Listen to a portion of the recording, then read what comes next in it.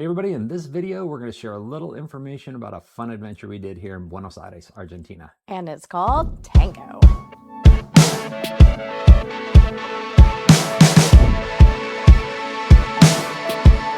Hey everybody, I'm Sean. And I'm Deb. And welcome back to the channel. So we did something kind of exciting here in Buenos Aires. It's very Argentinian. Deb found a good opportunity for us to be able to go to a tango show. And the one that she chose was called El Querandí. So the show cost $200 in total, so $100 each, but it included a full 3-course meal. Full dinner. Yep. That was worth it. It was very... And wine. And wine. The venue itself is in the San Telmo district. So we actually stumbled across it when we were on our bus tour and stopped at Plaza Mayo, and we were just walking the neighborhood and we found it. And I was like, oh, that's where we're going. Yeah, we're going to go to the tango show. So one of the reasons we chose this venue is because of this. It's a smaller venue, and there's so many tango shows to choose from here. So, choose what you like or what sounds good to you. But I'd actually read an article by a lady, and she had picked her top 3 places, and she liked it for the smaller venue. So I loved it because it was a smaller venue. It was really cool. It just felt more, I don't know, homey, or like we were so up close and personal, with the dancers. Yeah, so it felt like you were in this little bar. I mean, I don't want to say little. Yeah, the ambiance in there is fantastic. Yeah, it's a bar ambiance, and the stage, we'll talk about it in a little bit, but you were right up front there with the stage. Even if you were at the back of the house, you still had a great view of the whole thing. So it was very I heard some cozy. reviews that said maybe not so much at the back, but sometimes you can't tell by reviews if people are just whining or not, or maybe. Yeah. But we were lucky. We happened to get lucky, and we were up close. Yeah. So. Okay. So originally I had booked this through Viator. So I had been looking for things to do in Buenos Aires, and I booked it through Viator, and by no fault of their own, by my own fault, it was actually about $30 more through Viator, which I was okay with paying with, because I thought, oh, good, and it includes transportation. Well, I didn't read the fine print, and it didn't include transportation from Palermo. So when I kept trying to figure out, how am I doing this transportation? And finally I figured out by just texting with somebody through Viator that it didn't come out to Palermo. So Palermo's the neighborhood that we're staying in. And it is where we're Buenos staying. Aires. Yeah. So I just wound up canceling it through Viator, and just went directly through since it wasn't going to include the transportation, directly through the website of El Querandí, very good. Yeah. And so that wound up being $200, and I didn't realize it, and included transportation. Yeah, so bonus. It was a bonus. So we got food, wine, an amazing show, and transportation. And so when I was booking it, there was a little box that said transportation, and I thought, okay, well, let me just see what happens if I click that. And I clicked it, and it didn't change the price at all, and they came out to Palermo. So that worked out fine. And since we're staying in an apartment, you just had to choose basically a hotel to pick as your meeting spot. Like a local meeting spot. So you pick the one that's in Palermo. close. There's no Marriott's or Holiday Inns or anything like that. There's little boutique hotels. So I just chose a boutique hotel, and we just walked over there, and it was transportation right around the corner. It was really close. So transportation was included. It was free, and we just tipped the driver both ways. So that was kind of nice too. And it was a nice. I mean, it wasn't like they came in some little car and it was a nice big van. Yeah. And so then when you're booking, and this is true for some of the other shows too, I believe, when you're booking, you have a choice. So you can book just the show. You can book the show and just appetizer or dessert and drinks, or you can book what we booked was the full 3-course meal. Do that. That was nice. Yeah. And then there's also, if you want to go a little bit more expensive, you could also pick the VIP. So my thought is, if you're booking the VIP, you're right off a center stage probably. But we didn't pick the VIP, and I thought, we were off a little bit, but because the venue is so small, we were still one table away from the. And on top of that, I mean, the show isn't limited to the stage, so you're getting, they're coming in and out, and so I loved our seats. I thought they were great, and I don't know, maybe paying for the VIP would have gotten us even better seats, but I enjoyed. But we're on a little bit of a budget. Yeah, we're willing to splurge a little bit, but only so much. Yeah, right, and it was worth it. Okay, so let's talk a little bit about the food, because it was really good. Yeah, I thought it was very good. So it was, like Deb said, it was 3 courses. We'll show you the menu. The great thing was they gave you a full menu and let you choose what you wanted from each of the 3 courses. They did. So for me, and when you sit down, there's already bread on the table and some bottles of water, with gas or without gas. So I like Yes. the sin gas. Syngas or con gas, right? It's whether you Yes. want regular mineral water or whether you want what is it, carbonated water. Yeah. Yeah. And then there's also already bread on the table. Now, maybe this is just an American thing, but I like butter with my bread. But I don't It's think a they Canadian thing, apparently. Yeah. apparently, or a Canadian thing, I Yeah. don't know.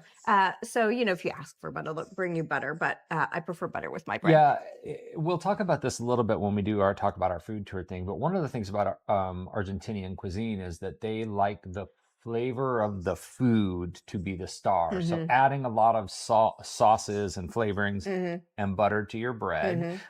it kind of goes against their tradition of Hmm. enjoying just the food. Now, I don't mind other dipping sauces Yeah, either. That's and fine. sometimes that's part of the meal. Uh-huh. Yeah, But for bread, I don't tend to eat she it loves plain. her butter. So anyway, moving on. Yep. Okay, so we had appetizers to choose. Now, since this was a three-course meal, I tried to pick the least filling appetizer that I could come up with, and it was the salad. So the salad for me was it was a plate with cheese and then some different vegetables, and that was perfect. It was not filling and it was good. And I went the opposite direction. He did. I went with they I chose the two empanadas, and Hmm. they had a chicken empanada and a beef empanada.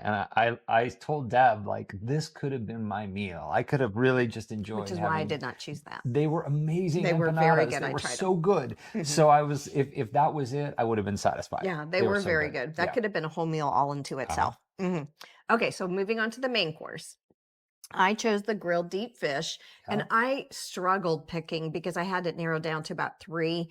But again, because it was a three-course meal, I thought, okay, well, the fish won't be too filling, and then I still have room for dessert. So, Yeah, she's making all these decisions. I'm like, what's going to be the best one? I actually asked the waiter between the beef de chorizo, which is like a strip steak, or the like a lamb chop, and he was like, he went straight to it. He was like, the beef de chorizo, go with the steak. And boy, he was not wrong. I mean, I can't compare, but the steak was amazing. It was hmm, really good. Yeah. yep. And again, they don't they don't put rub on the steak, so they don't marinate the steaks. It's just pure steak. Argentinian beef is top quality beef, so it was great. Hmm.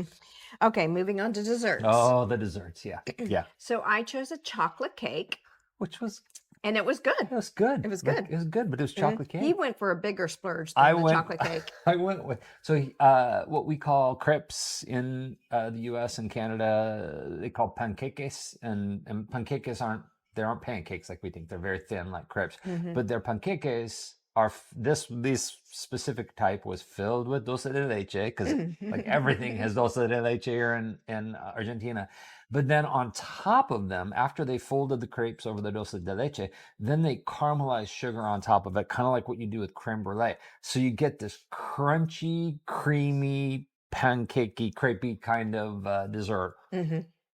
Yes, Yes. super good. Yeah. Yes. When So you come to panqueques Argentina, Tina, there is dulce de leche everywhere, everywhere. and do not Yep. avoid it. It is so good. Nope. Okay. If you don't know what dulce de leche is, really quickly, it's basically like what we caramel is just straight caramelized sugar. Dulce de leche is like caramel, but it has milk in it, and so So it it's becomes a creamy. really creamy caramel. Yeah. Hmm. So then the meal also came with unlimited soft drinks, wine, or beer, or all three, I guess, if you wanted them. But we chose white wine that White night. wine. Yep. So they brought us our wine and left us the bottle. and and we made our way right through it. Yes, Yep. we did. Yeah, it was great. So yeah, that was very good. I thought all in all, for what we paid for all of this, Hmm. the meal was worth it all alone. That it was a $200 meal. It was great. Yeah, that was very good.